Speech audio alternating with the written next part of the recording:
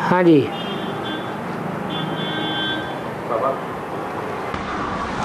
बॉम्बे के माता और भाई जो सेवा के लिए गए थे आबू में, तो पहले भाई लोग 2 दिन सेवा करने की कोशिश की, तो वहाँ का एडमिनिस्ट्रेशन और पुलिस ने कोई भी तरह का सेवा करने की परमिशन नहीं दी। जब माताएं सेवा के फील्ड में सामने आई तो सब चीज़ के लिए ऑटोमेटिक परमिशन भी मिल गई और सेवा में सफलता भी मिली और सेवा सरल भी हो गई, जिसकी वजह से भाई उनकी भी सेफ्टी हो गई बाबा। माताएं जब फील्ड पे आने से, और जब से माताएं जैसे बॉम्बे में 2-3 जगह पे जब सेवा हुई, तो जब माताएं सामने सेवा के फील्ड पे आई है तो सफलता ही मिल रहा है बाबा। तो मतलब ये जब माताएं फील्ड पे आ रहे तो जैसे चमत्कार हो रहा है बाबा सेवा पे। तो बाबा इसीलिए तो कहते हैं माता गुरु को आगे करो, सेफ्टी हो जाएगी। है और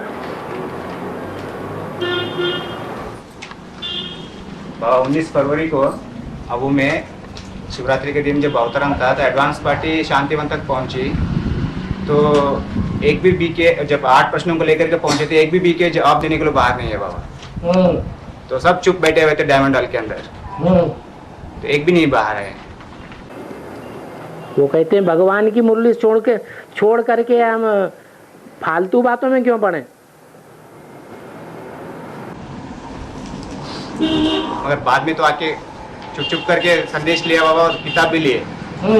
और सबसे अच्छा तो आबू के रोड वाला ने भी अच्छा रिस्पॉन्स दिया बाबा। बाद में पुलिस ही सबसे ज्यादा ज्ञान सुने बाबा, और पुलिस इस एडवांस पार्टी को सपोर्ट दे करके उनको सेवा करने के लिए मदद दिया बाबा। क्या सपोर्ट किया? ये हम तो हमारा ड्यूटी है, बाहर से इनको रोकना पड़ता है, मगर आप सेवा करते चलिए आगे करके। अच्छा, बाहर से FIR भी दर्ज कर देंगे।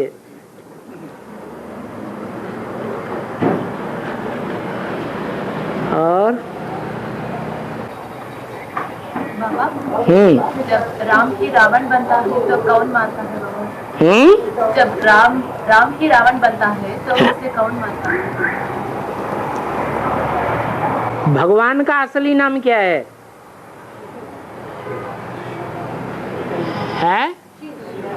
भगवान का असली नाम रामकृष्ण है, ब्रह्मा विष्णु शंकर है, या असली नाम कोई और है? शिव माने क्या है? वो सदैव कल्याणकारी है। तो वो उसे भूल गए क्या? है राम तो आत्मा है, न कि भगवान है। आत्मा सतो प्रधान भी बनती है और लास्ट में तमो प्रधान भी बनती है। जितनी पावरफुल बैटरी वाली आत्मा होगी उतनी जास्ती सतो प्रधान भी बनेगी, और बाद में डिस्चार्ज होगी या पहले डिस्चार्ज होगी? है बाद में डिस्चार्ज होगी। तो जब डिस्चार्ज होगी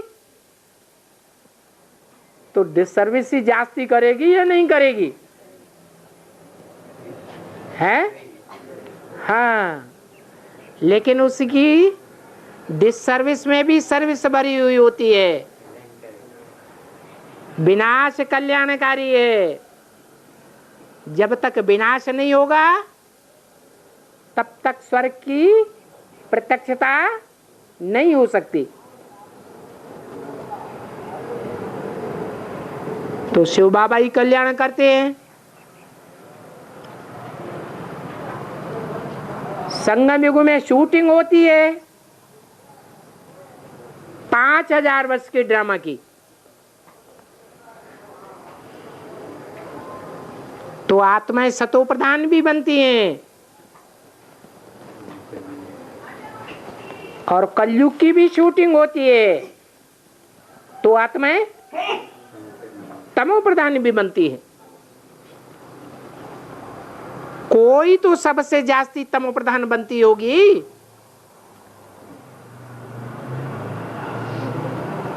तो बड़े से बड़ा विनाश कौन करेगी? है जो सबसे जास्ती तमो प्रधान बने वो ही बड़ा सा बड़ा विनाश करावेगी।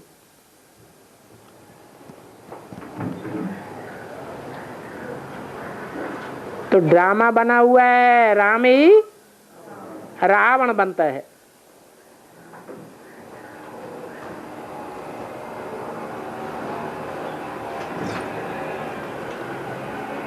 और एक शिव है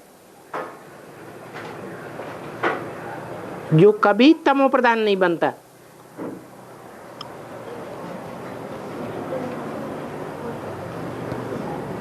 उसी के द्वारा कल्याण होना है।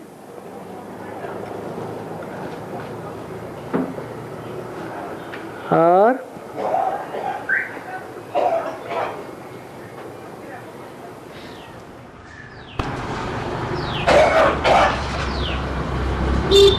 बाबा, सन्यासी कहते हैं माया मिथ्या है, मिथ्या है। शिव बाबा कहते हैं माया मिथ्या नहीं है। समझ में नहीं। माया क्या है?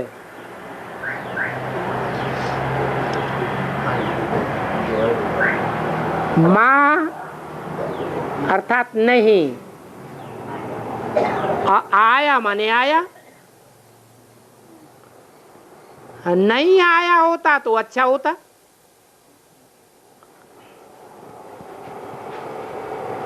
लेकिन वो आया, और किसी में आया?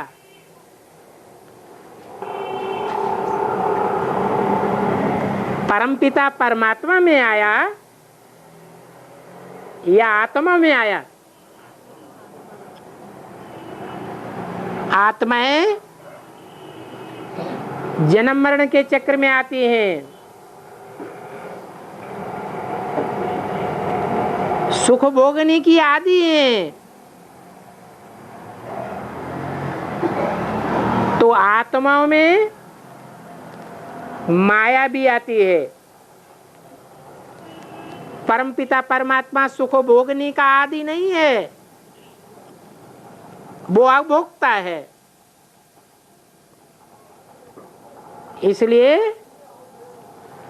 उसको माया कभी भी प्रभावित नहीं करती। हाँ, उसकी याद में कोई अगर 100% रहे तो उसको भी माया प्रभावित नहीं करेगी।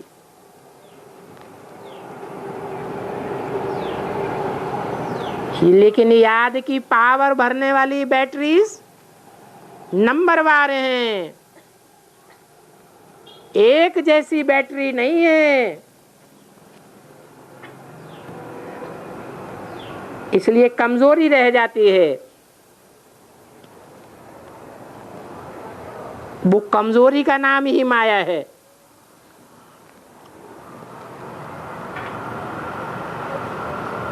वो कमजोरी नहीं आनी चाहिए।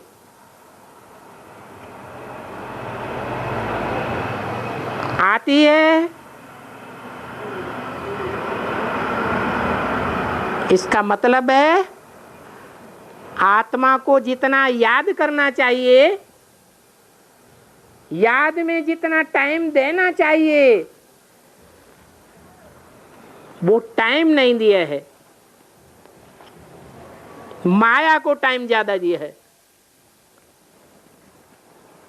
भगवान ने बाप इस सृष्टि पर आ भी जाता है, जान भी जाते हैं, माया का आसरा नहीं लेना चाहिए, बाप को ही याद करना चाहिए, उसी में भलाई है। फिर भी 63 जन्मों के संस्कार आगे आड़ जाते हैं और आत्मा में कमजोरी भर जाती है। और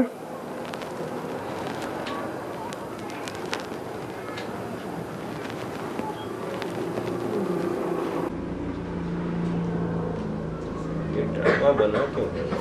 हैं? ये ड्रामा बना क्यों? हाँ, बना क्यों है? खेल खेलने के लिए। बाद में भी खेल खेलना अच्छा लगता है, खराब लगता है?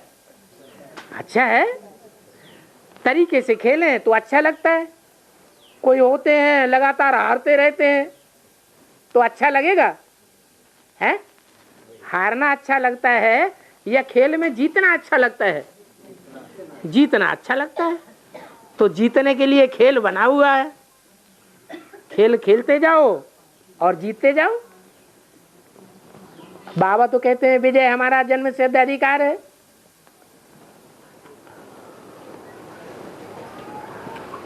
और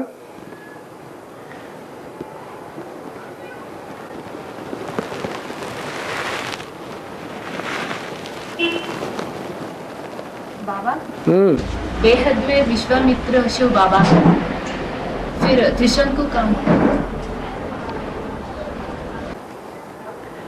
जो समझता है, दूसरों को समझाता है, वो मित्र है, या जो समझता ही नहीं, न समझने के कारण लंबे टाइम तक बेसमझी रहने के कारण दूसरों को समझाने के बजाय और ही उल्टा रास्ता बता देता है, तो वो ज्यादा कल्याणकारी है।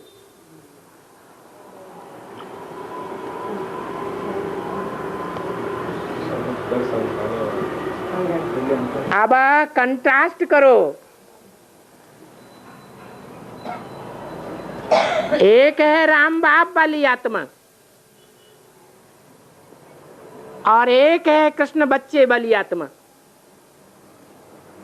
कौन जल्दी समझता है और कौन नहीं समझता है?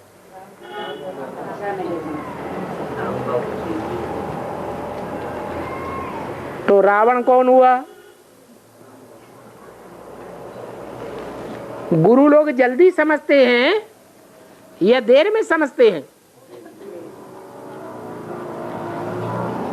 देर में समझते हैं।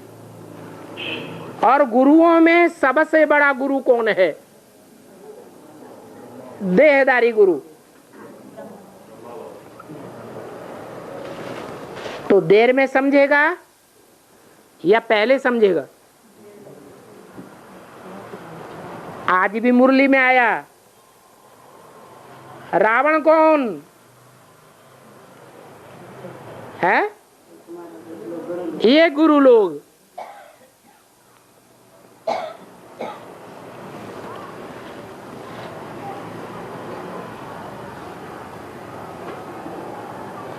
तो इस ड्रामा में दोस्त भी है तो दुश्मन का भी पार्ट है, लेकिन हमको क्या करना है? दुश्मन को भी क्या बनाना है? दोस्त बनाना है।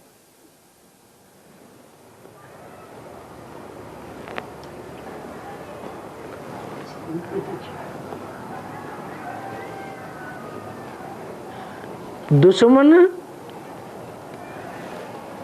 जितना भारी दुश्मन होगा, अगर दोस्त बन गया तो बड़ी सर्विस करेगा या छोटी सर्विस करेगा? बड़ी सर्विस करेगा। तो राम ज्यादा बुद्धिमान है या संजीवनी बूटी लाने के बदले पहाड़ ही उठा लाता है वो ज्यादा बुद्धिमान है?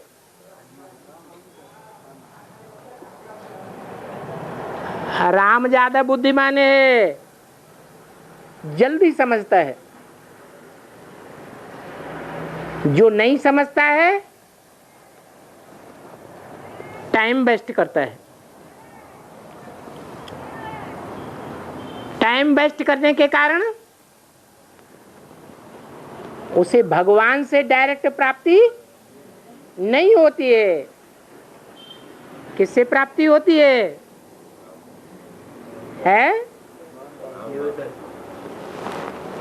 जो ऊंचे ऊंचे देवता है उससे प्राप्ति होती है। इसलिए गीता में कहा है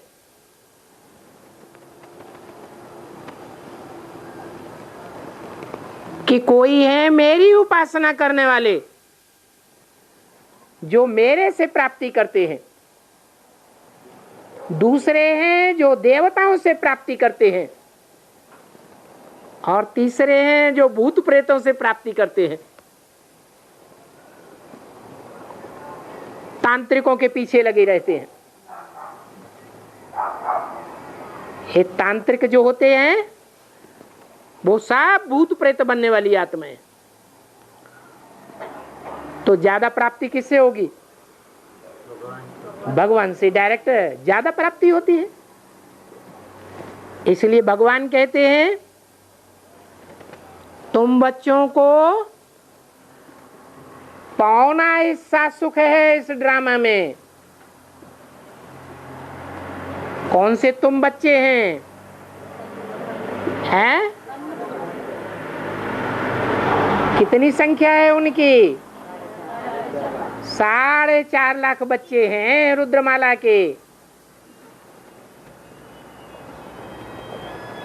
जिनसे ज्यादा सुखी इस ड्रामे में कोई भी नहीं है। कोई धर्म वाला इतना सुखी नहीं होता।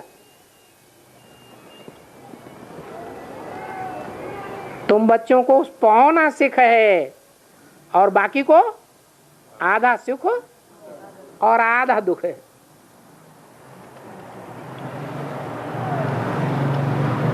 क्योंकि तुम संगम युग में डायरेक्ट मेरे से प्राप्ति करते हो और आत्माएं मेरे को नहीं पहचान पाती। इसलिए तुम देवता बनने वाली आत्माओं से प्राप्ति करती है।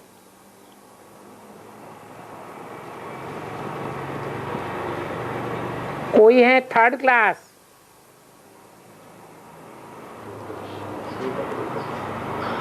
आसुरी धर्म में कन्वर्ट होने वालों से प्राप्ति करती है। और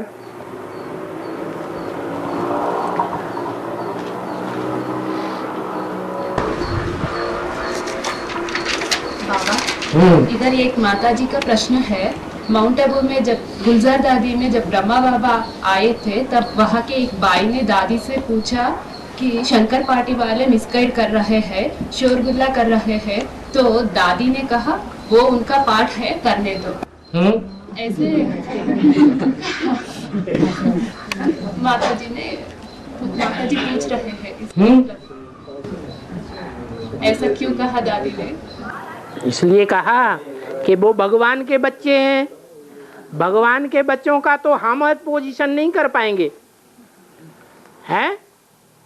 कोई है अहंकार में आते हैं, हम अपोजिशन करेंगे, हम FIR दर्ज करेंगे, हम उनको फंसा देंगे, हम उनकी जेल करा देंगे। ऐसे अहंकार में आते हैं। जेल कराने से भी नहीं मानेंगे तो जैसे हमने और ब्रह्माकारों को मुल्क अदम पहुंचाई दिया, ऐसे उनको भी हत्या कर देंगे। रावण अहंकार में आता है। भगवान के बच्चे अहंकार में नहीं आते हैं। वो झूठी रिपोर्ट वगैरह नहीं करते हैं,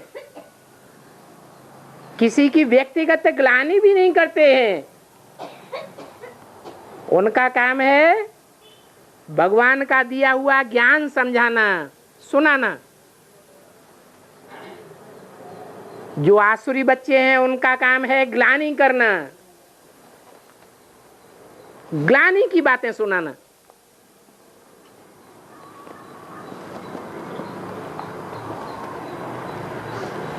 तो दादी ने तो ठीक ही कहा। आत्माभिमानी में आके कहा या देह अभिमानी में आके कहा? आत्माभिमानी बनकर कहा कि अपना अपना पार्ट है, उनका पार्ट उन्हें बजाने दो, तुम्हारा अपना पार्ट बजाओ। और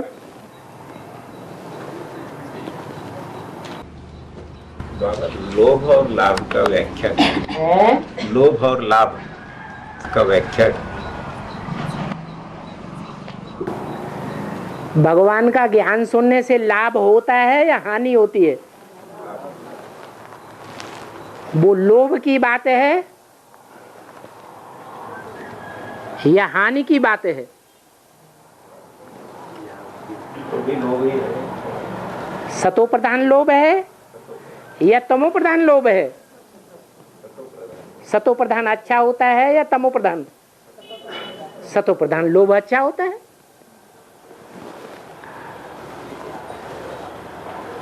और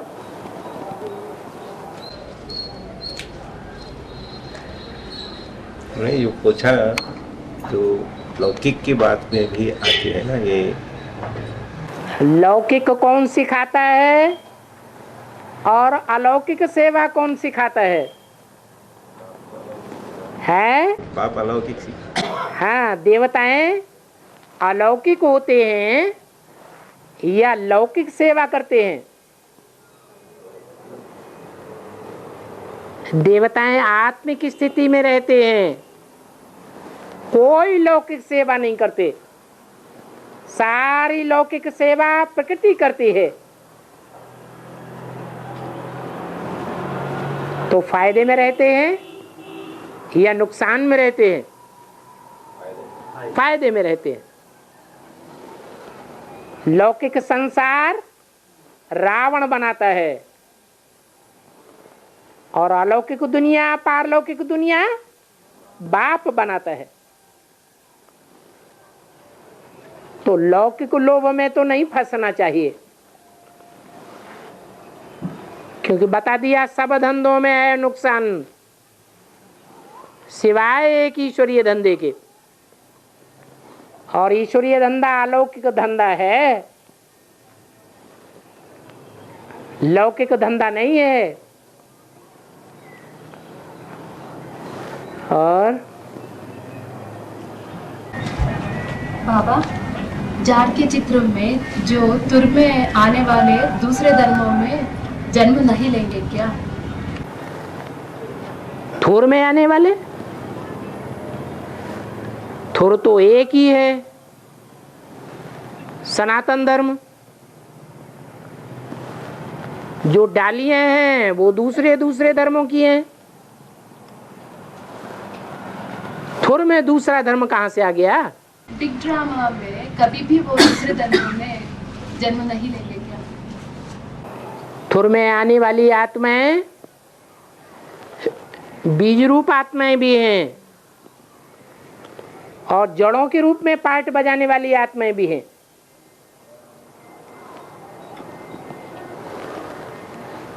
जो बीज रूप आत्माएं हैं वो भी अनेक धर्मों की आत्माएं हैं, जिनमें दूसरे दूसरे धर्मों का बीज पड़ा हुआ है।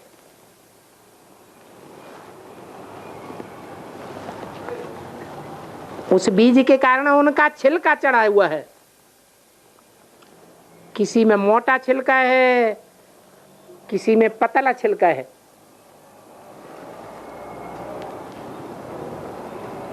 मोटे छिलके वाली आत्माएं बाप की याद में उतनी नहीं रह पाती हैं, क्योंकि देवान का मोटा छिलका चढ़ा हुआ है। इसलिए माया की कमजोरी रह जाती है और द्वापर युग कलयुग से दूसरे धर्म में कन्वर्ट हो जाती है।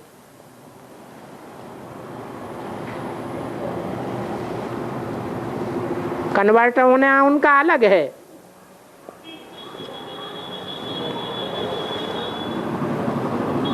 बीज रूप आत्माएं 4.5 लाख हैं, पूरे 84 जन्म लेने वाली हैं, लेकिन नंबरवार हैं। कोई किसी धर्म के बीज हैं तो कोई किसी धर्म के बीज हैं।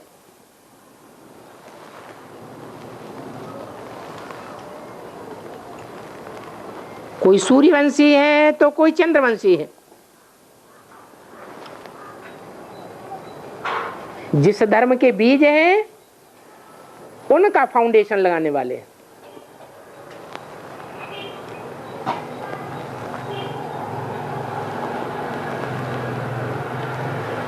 तो उनका सहयोग भी लेते हैं थोड़ा बहुत।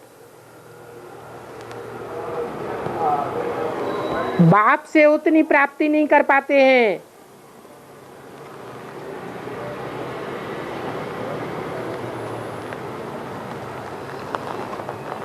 क्योंकि अगले अगले जन्मों में कन्वर्ट हो जाते हैं।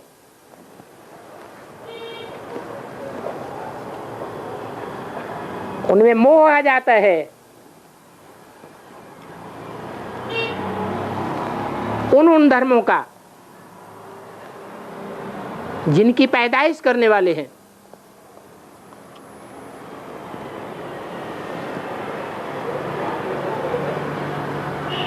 बाकी जड़ों में जो आत्माएं हैं, आधार मूर्त आत्माएं हैं,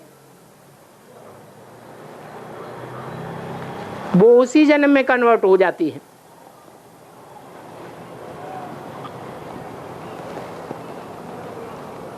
इसलिए ज्यादा कमजोर हैं।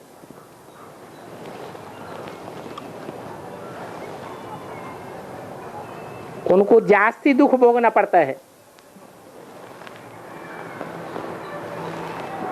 बीज रूप आत्माएं भगवान के डायरेक्ट बच्चे हैं, भले नंबरवार हैं, परंतु इतनी दुखी नहीं होती हैं। हाँ, आखिरी जन्म में बहुत दुखी हो जाती है, परंतु आखिरी जन्म में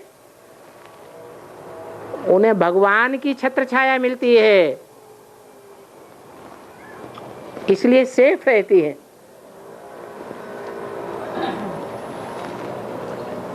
वो बीज रूप आत्माएं और आधार मूर्त आत्माएं जड़ पर बैठी हुई, वो थोर भाग में जन्म तो लेती है। सतयुग त्रेता में जन्म तो होता है, लेकिन उतना पूछ पद नहीं पाती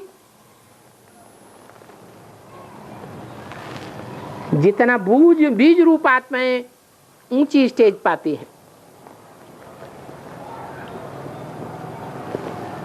कमजोर होने के कारण द्वापर युग से कन्वर्ट होती रहती है।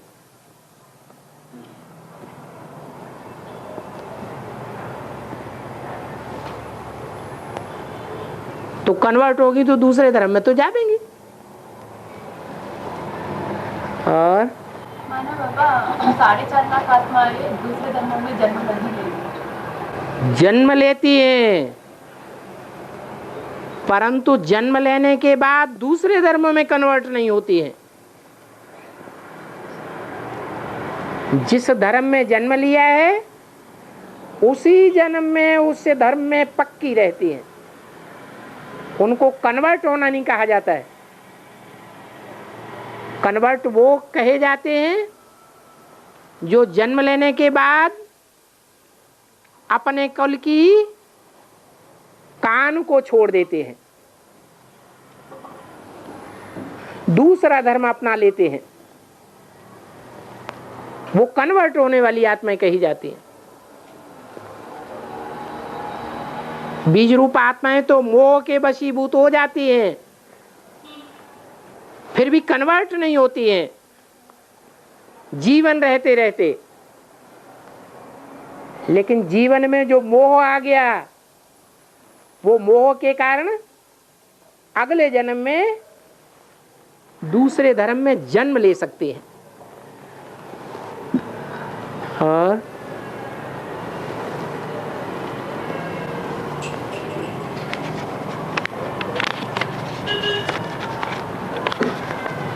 हाँ जी,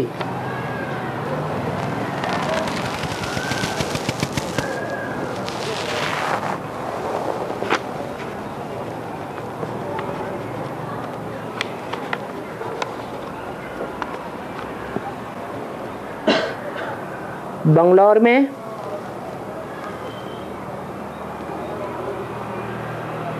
पहले संडे को बड़ा संगठन होता है, आज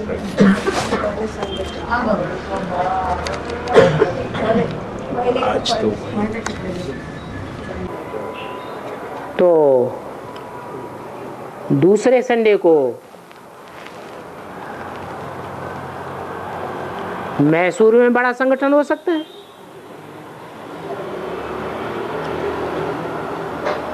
क्योंकि बंगलौर से मैसूर थोड़ा दूर है, जो आना चाहेंगे वो आएंगे,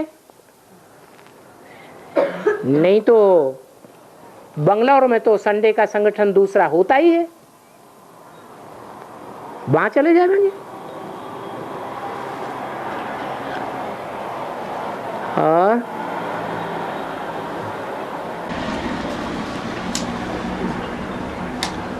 बाबा, ब्रह्मम वाक्यम जनार्दनम, ये गायन प्रजापिता ब्रह्मा के लिए है।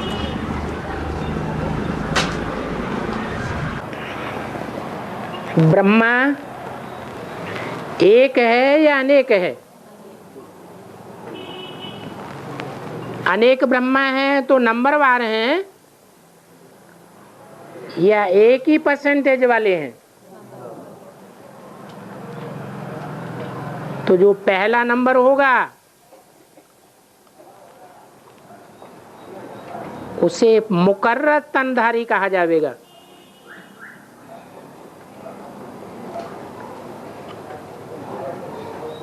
क्योंकि ऊंचते ऊंच पाटधारी शिव की आत्मा उसी के द्वारा पाट बजाती है।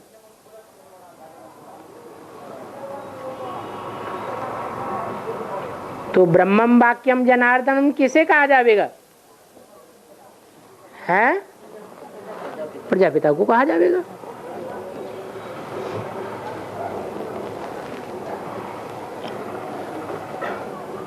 और बाबा, हम किसी को संदेश देंगे तो वो हमारी प्रजा बनेगी या वो जिस धर्म का होगा उसी की बात मानता है ना, तो उसकी प्रजा बनेगी। जो जिस धर्म का होगा उसी की बात मानेगा, जिसकी बात मानेगा उसी की प्रजा हो गई। यहाँ तो मुखवंशावली है ना, तो जिसके मुख की बात मानता है उसी की प्रजा हुई। हम जिसको संदेश देते हैं वो हमारे, हाँ, आपके संदेश को नहीं मानता, विश्वास पैदा नहीं होता। वही संदेश दूसरी ने आत्मा ने दिया, उस पर उसका विश्वास बैठ गया, तो उसी की प्रजा हुई ना।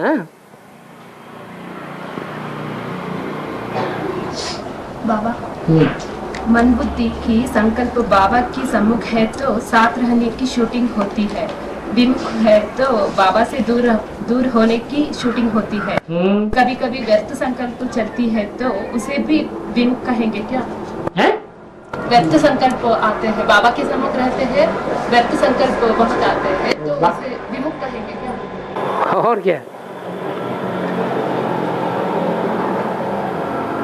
बाबा समर्थ है या बाबा व्यर्थ है? बाबा तो समर्थ है, तो समर्थ बाबा की याद से समर्थ संकल्प ही आवेंगे।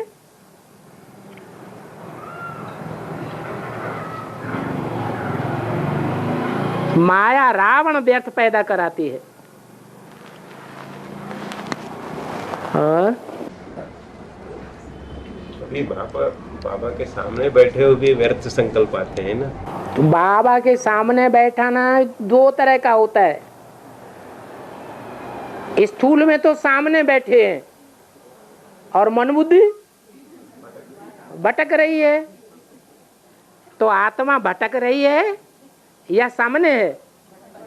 भटक रही है। देह को सन्मुख थोड़ा ही कहा जाता है। बाप आत्मा है तो सन्मुख आत्मा को कहेंगे या देह को कहेंगे?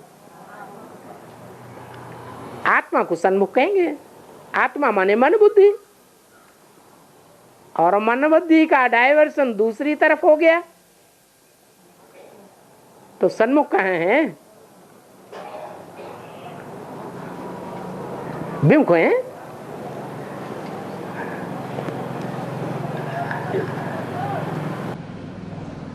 बाबा आश्चर्य में 5 आत्माएं 5 पांडव है ना, 5 धर्मों के।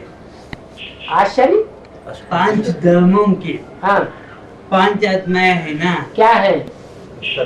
अष्टदेवों में आश्चर्य में वो ब्रह्मा तो धर्मा युधिष्ठिर बन जाता है ब्रह्मा, हाँ, धर्मा युधिष्ठिर बन जाता।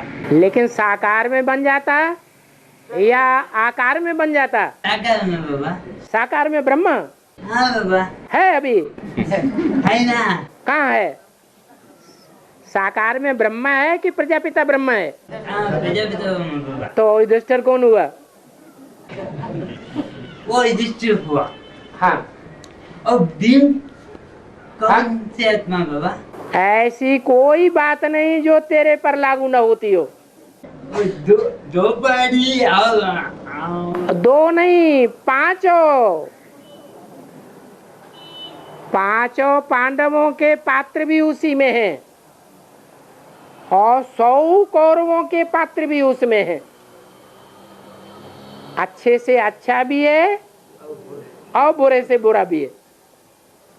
अच्छा बाबा ये अलग अलग आत्माएं पार्ट बजाते हैं क्या? है? अलग अलग आत्माएं पार्ट अलग अलग भी है, स्पेशलिटी भी है और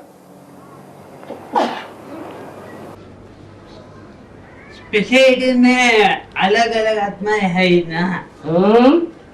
तो भीम का पार्ट कौन बजाता? जब अलग अलग हैं तो अलग अलग कहने में अलगाव करना पड़े।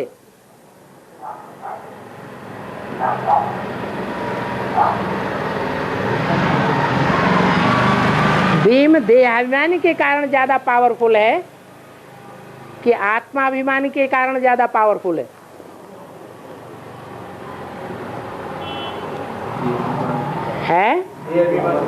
देह अभिमान के कारण ज्यादा पावरफुल है। देह का अभिमान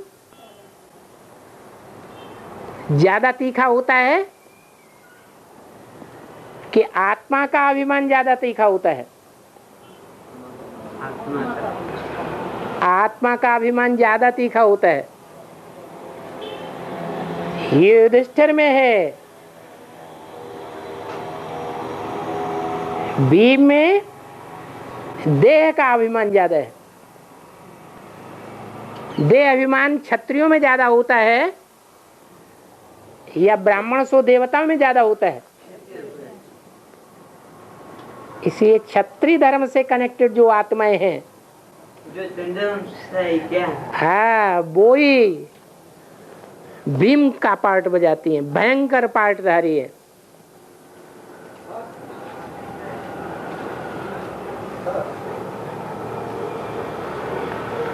और सच्ची खंड में एक पॉइंट है, त्रिमूर्ति दिखाते भी है परंतु शिव बाबा को उड़ा दिया है। फिर कहते ब्रह्मा के 3 मुख है, यह एक मुख वाला फिर कौन है? त्रिभुवन का जो चित्र बनाया है, त्रिमूर्ति दिखाते भी है। हाँ, भक्ति मार्ग में भी दिखाया है और ज्ञान मार्ग में जो भक्ति मार्ग की शूटिंग होती है जड़ चित्रों की, होती है या नहीं होती है? उन जड़ चित्रों में भी ब्रह्मा का चेहरा रख दिया है, तो ब्रह्मा की त्रिमूर्ति दिखा दी है, शिव को उड़ा दिया है। एक मुख वाला वही तो बाद में तुम बच्चों को प्रत्यक्ष करना है, जिसके लिए कहा है ये त्रिमूर्ति का चित्र एक्यूरेट नहीं है, तुम बच्चों को एक्यूरेट चित्र बनाना चाहिए। एक्यूरेट किस लिए नहीं है? क्योंकि तीनों के मुख ब्रह्मा के दिखाई दिए हैं, इसलिए भक्ति मार्ग का चित्र हो जाता है। तुम्हें तो असलियत बतानी है। वो शिव बाबा उनमें कौन सा है?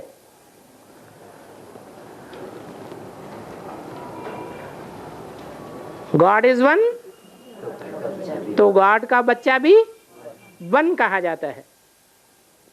तीन थोड़े ही कहे जाएंगे। तो ये जो भी देवताएं हैं, उन देवताओं में बड़े से बड़ा देवता कौन है? वो ही बड़ा बच्चा है, जिसका नाम शिव के साथ मिलाया जाता है। और कोई 33 करोड़ देवताओं का नाम शिव के साथ नहीं जोड़ा जाता, तो एक को उड़ा दिया है।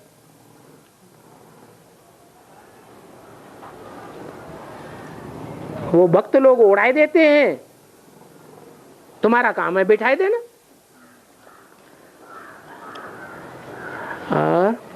बाबा वाल्मीकि ब्रह्मा है ना, वो कौन है?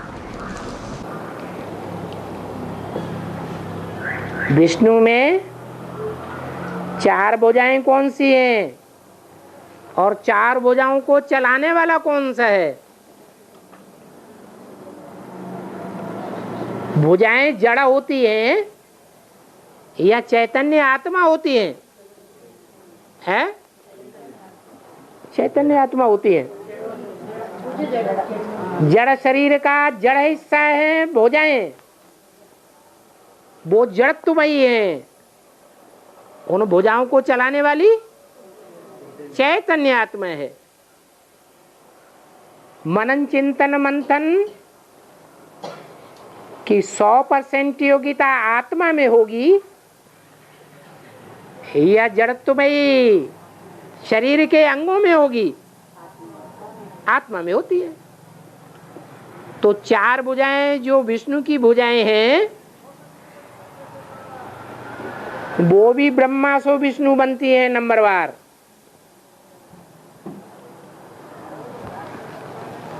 और 4 भुजाओं को चलाने वाला है, वो भी विष्णु तो बनता है, लेकिन चलाने वाला भी है। चारों का मुखिया है।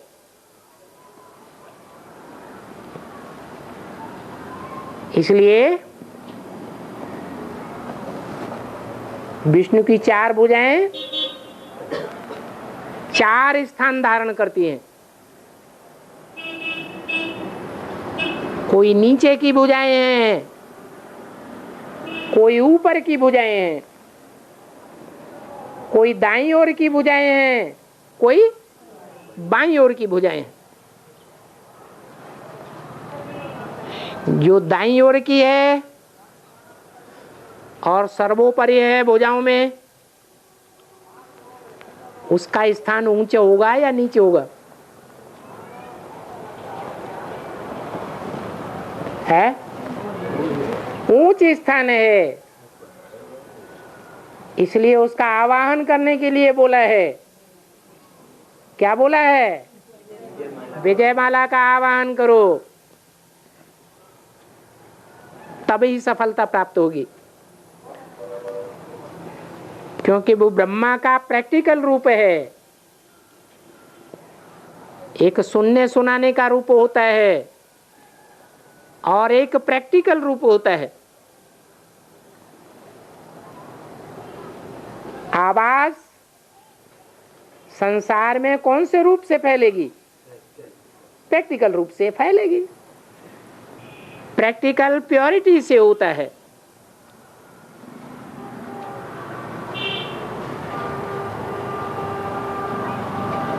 तो 100% प्योरिटी, जन्म जन्मांतर की प्योरिटी धारण करने वाली भी कोई आत्मा होगी, जो विष्णु का अव्वल नंबर पार्ट बजाती है। भुजाओं में सर्वोपरि है,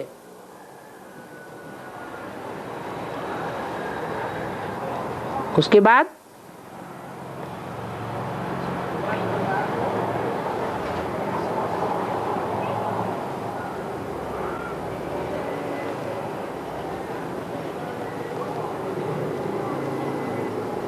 ऊंची भुजा कौन सी है?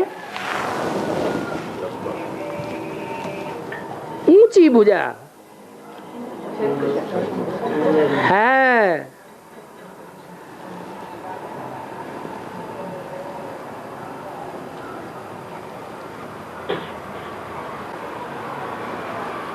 प्रैक्टिकल रूप साकार में कहा जाता है या आकार में कहा जाता है?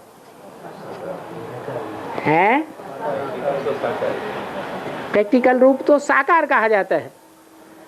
तो जो ऊपर की दो भुजाएं हैं उसमें साकार पार्ट बजाने वाली कौन है और आकारी पार्ट बजाने वाली कौन है?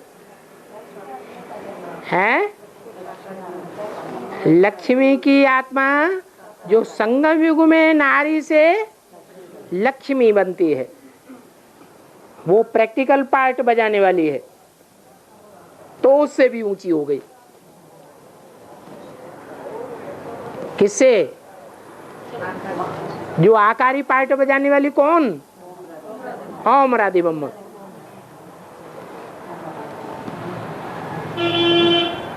है लेफ्टिस्ट, लेफ्टिस्ट होते हुए भी ऊंच पार्ट धारी है, पावरफुल आत्मा है। उसके बाद दो नीचे की भुजाएं हैं, एक राइटियस है और एक लेफ्टिस्ट है। राइटियस पार्ट बजाने वाली कौन है? कौन?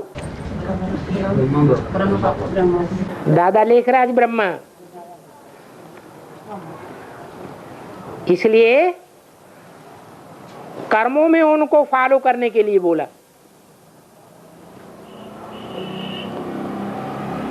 कर्मों में किसको फॉलो करना है? दादा लेखराज ब्रह्मा को फॉलो करना है।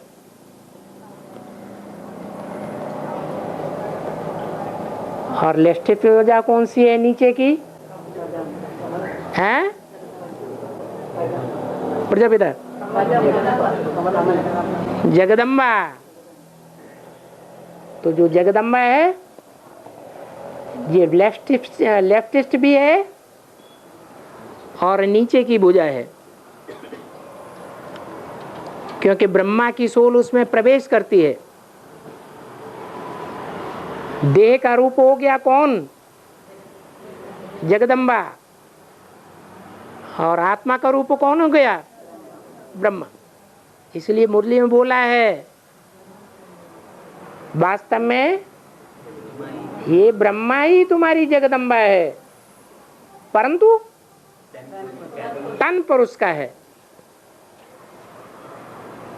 इसलिए मंगा को निमित्त बनाया है, माताओं को चार्ज में रखने के लिए। बाकी मम्मा ब्रह्मा नहीं है। असली ब्रह्मा चार भुजाओं के बीच में ब्रह्मा है, ब्रह्मा का पार्ट ही है बड़ी माँ का। माताएं बहुत सहन करने वाली होती हैं, तो माताओं में सबसे जास्ती सहन करने का पार्ट किसने बजाया? ब्रह्मा ने बजाया।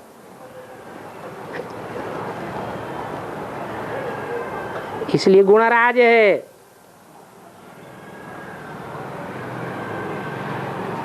लेकिन प्रत्यक्ष किसके द्वारा होता है? जगदम्बा के द्वारा प्रत्यक्ष होता है। जगदम्बा का शरीर है, दादा लेखराज ब्रह्मा का शरीर नहीं है।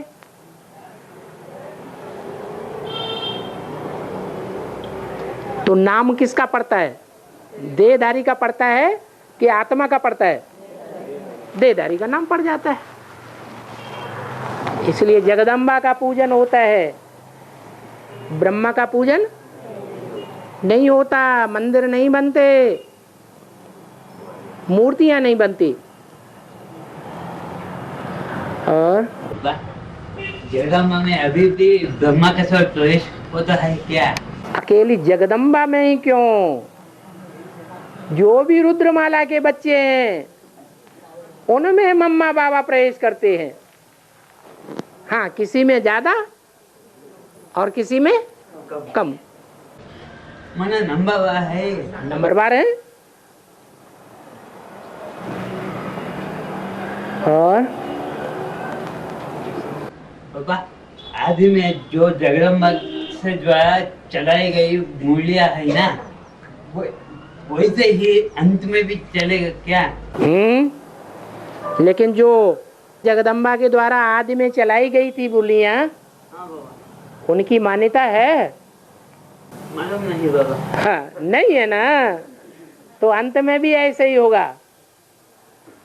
मान्यता अंत में खत्म हो जाएगी।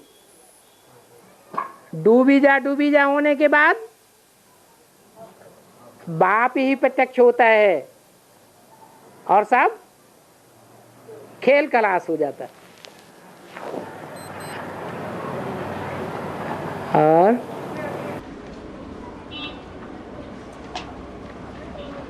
पापा विजय माला पहले आएगी या बाप की प्रत्यक्षता पहले होगा? बाप बच्चों को प्रत्यक्ष करते हैं या बाप पहले प्रत्यक्ष होते हैं? ज्यादा पावरफुल कौन है? बाप पावरफुल है, तो बाप अपना काम पहले करेगा या बच्चे अपना काम पहले करेंगे? तो बाप बच्चों को प्रत्यक्ष करते हैं। जब प्रत्यक्ष होंगे तो संसार के सामने पहले कौन आवेंगे?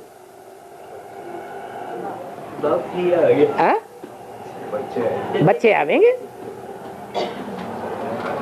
रुद्रमाला पहले आती है, बाद में रुद्रमाला के मणके विजयमाला में पिरोए जाते हैं।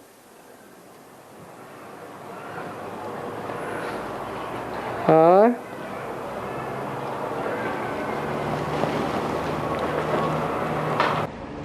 रुद्रमाला माना 108 ही आएंगे क्या पहले, या सिर्फ 8 ही आएंगे? जो पासवे दानर होते हैं उनका रिजल्ट पहले निकलता है या जो थर्ड क्लास पास होते हैं उनका पहले रिजल्ट निकलता है? 8 ही आएंगे। पहले तो वो ही आते हैं। और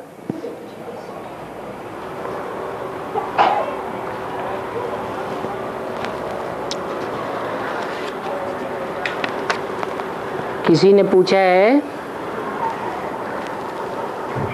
ओम नमो शिवाय सीरियल में दिखाया जाता है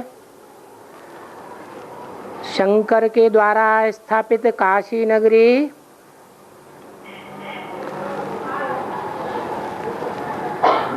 में विष्णु तपस्या करते समय विष्णु का आंसू निकलता है और पूरी नगरी आप्लावित होने लगती है। नगरी आप्लावित नहीं होती है,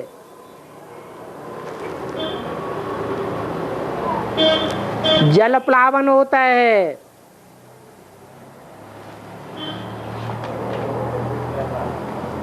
आंसू से पार्वती के कहने पर शंकर त्रिशूल से आप्लावन में से काशी को ऊपर उठाता है। इसका बेहद में अर्थ क्या है?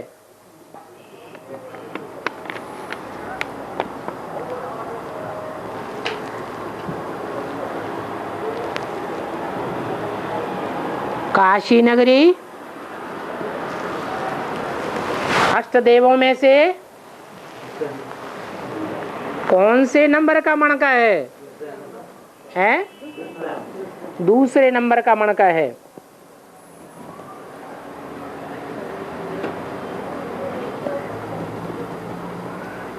पहले नंबर का मणका और दूसरे नंबर का मणका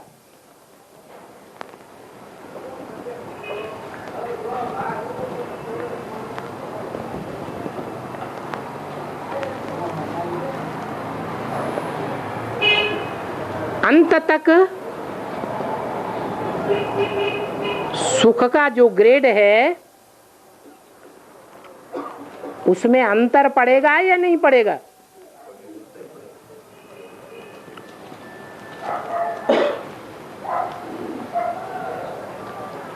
तो दूसरे नंबर का मणका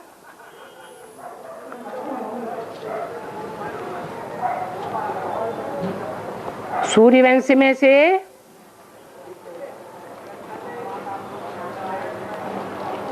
आठ जो हैं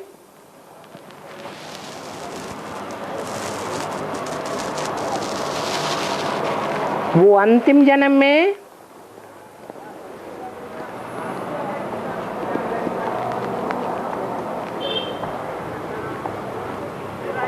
कहाँ आकर्षित हो जाता है?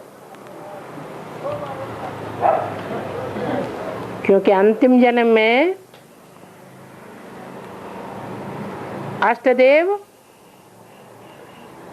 जो अपने अपने धर्म के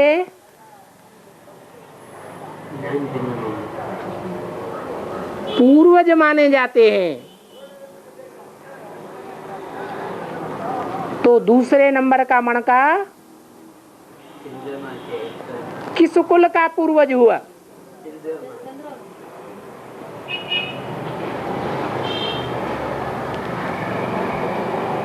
भले आठों सूर्यवंशी हैं, परंतु अंतिम जन्म में कहाँ आकर्षण हो जाता है? जिस जिस धर्म के बीज हैं उनकी ओर आकर्षण हो जाता है।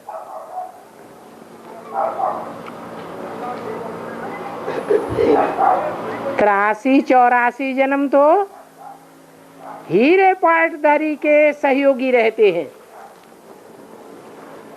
और अंतिम जन्म में माया उनको भी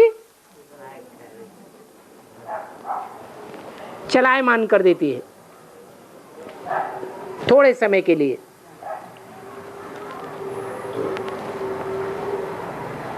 तो चंद्रवंश का बीज होने के कारण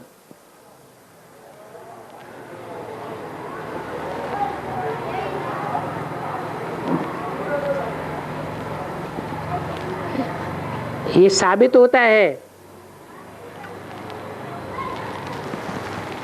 कि सूर्यवंशी में तो ज्ञान है पराकाष्ठा का, जिसमें ज्ञान होता है वो दुख को सुख में बदल लेता है या दुखी होता है? दुख को सुख में बदल देता है। अगर थोड़ा भी ज्ञान का अंश कम है तो दुखी हो जाएगा। इसलिए दोनों के बीच में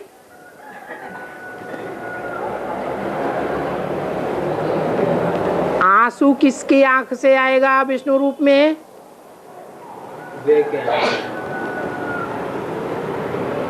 और किसकी आंख से आंसू नहीं आएगा? ज्ञान को में नहीं आएगा, वे ज्ञान को में आएगा। सूर्यवंश से वो भी विष्णु का रूप बनता है और चंद्रवंश भी विष्णु का रूप बनता है। ये विष्णु के बीज हैं, लेकिन ज्यादा दुखी अंतिम जन्म में कौन हो जाता है? अंतिम जन्म में वो मणका भी इतना दुखी हो जाता है कि जो भगवान का विष्णु रूप कहा जाता है उसकी आंख से भी आंसू झलक पड़ता है। जब अंतिम जन्म में ऐसी अवस्था होती है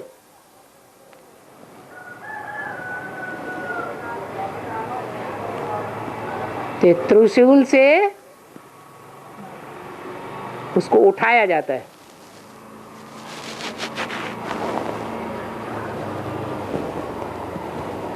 उठाना माना दुख से सुख में परिवर्तित करना।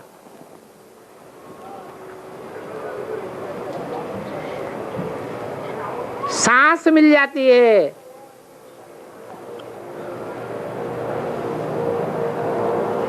दुखी जीवन में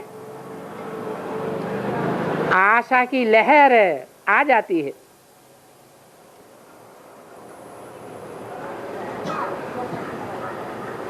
जो दुखों का जंगल है वो आनंद कानन में बदल जाता है।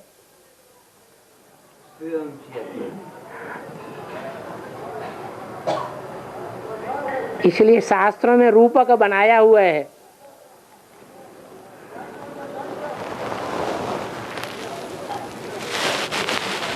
कि ऊंचा पार्ट बजाने वाली आत्मा है,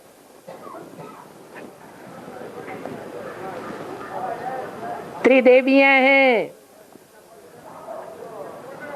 उनसे भी जास्ती प्योरिटी की पावर किसमें है? अनुसुईया में दिखाई गई है, काशी नगरी में।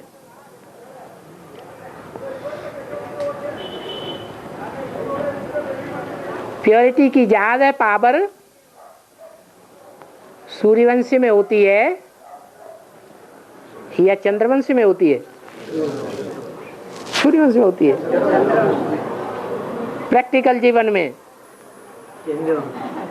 सूर्यवंशी आत्मा तो बड़े से बड़ा राजा बनेगी।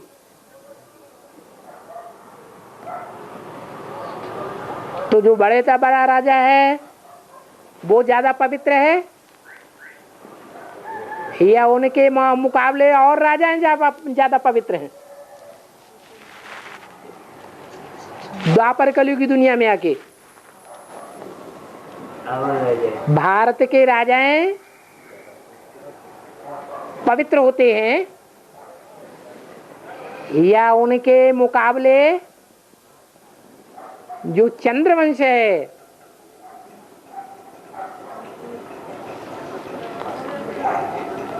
जो युगल का पार्टधारी है, रुद्रमाला का मणका है, इसलिए स्त्री चोला होने के कारण ब्रह्मा की औलाद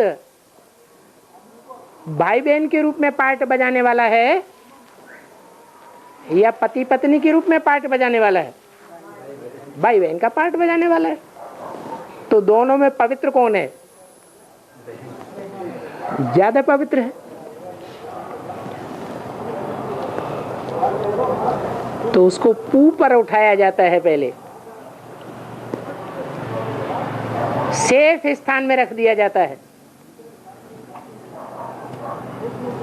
जिसकी यादगार शास्त्रों में दिखाई है। और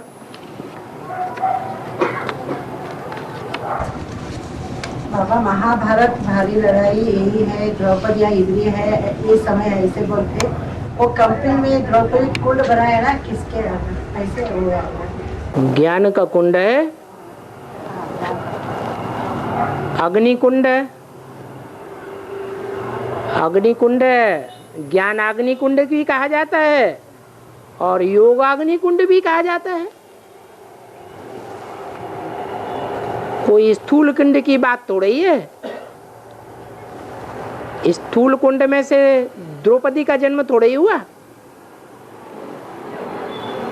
ये तो ज्ञान अग्निकुंड है, योग अग्निकुंड है, जहां से द्रौपदी प्रत्यक्ष होती है, प्रत्यक्षता रूपी जन्म लेती है। भक्ति मार्ग तो स्थूल बातें दिखाई गई है। ज्ञान मार्ग में सूक्ष्म बातें दिखाई जाती हैं।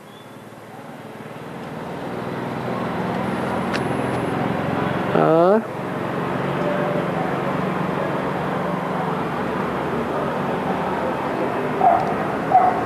ओम शांति।